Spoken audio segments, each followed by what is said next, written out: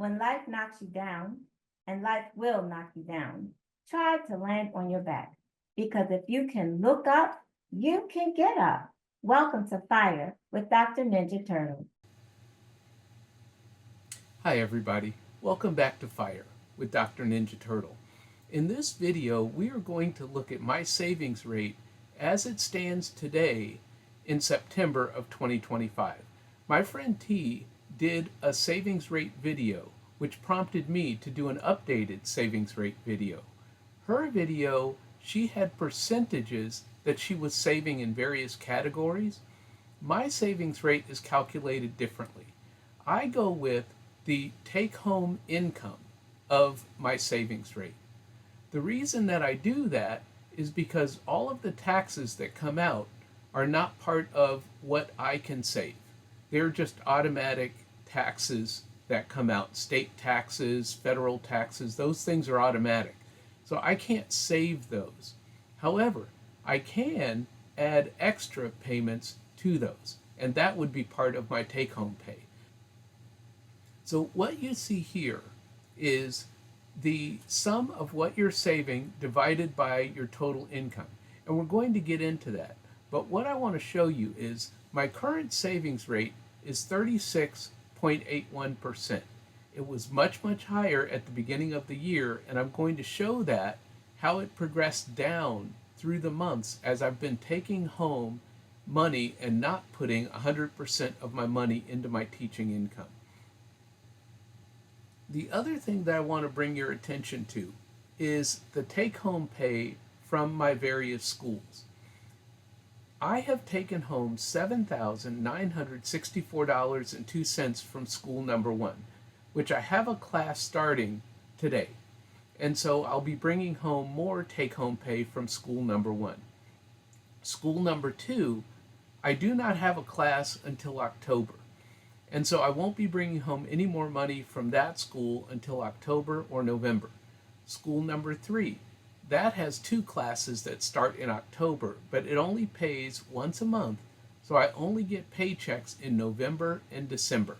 So that money won't be going up. However, school number 1 has a class that starts today, and it has another class that starts in October. So I'll be getting double paychecks from school number 1 in October. All of that money will be going to paying down my debt, which is $38,000, but I'll be doing a debt update video at the end of the month. Also, you can see that what I have in my 401ks, now this is money that I put in this year in savings in my 401k prior to me starting to take the money home.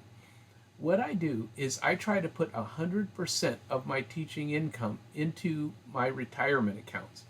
That means that all of this money that I've brought home should have been in the 401ks or 403bs or the Roth. I will start again in January. Hopefully I'll pay off all of this $38,000 that I owe by the end of the year, and I will start again in January putting 100% of my teaching income into the 401k and the Roth for 2026. As you can see here, I have $18,100 of savings so far this year. I have a total take-home pay of $49,171. And so if you take those and you divide what I've saved by how much I could have brought home, which is the $49,000, that gives me that 36% savings rate. And that's how I calculate my savings rate. It's strictly on income that I bring home. Now, in the future, as I mentioned, I want to put 100% of my teaching income into retirement accounts, and I want to live on just my pension income. I just want to make one more note. What you see is $4,100, which is what I put into my HSA at the beginning of the year. That maxes out my HSA because my insurance company puts in $1,200. And because I'm over 50, I have that $1,000 extra dollar step up. And so that's what the $4,100 is for. Now, let's look at how my savings rate has declined down to 36%, which is still a good savings rate 9 months into the year. I am starting with my savings rate in April, which is when I stopped putting 100% of my teaching income into my retirement accounts. That's when I started buying real estate this year, and I knew that I would need that money to pay back the lines of credit and my credit cards that I've run up so far this year. So in April, I had a 70.52% savings rate. In May, it went down to 61. In June, it went down to 49. So it has been constantly declining the more money that I bring home and do not put into my retirement accounts.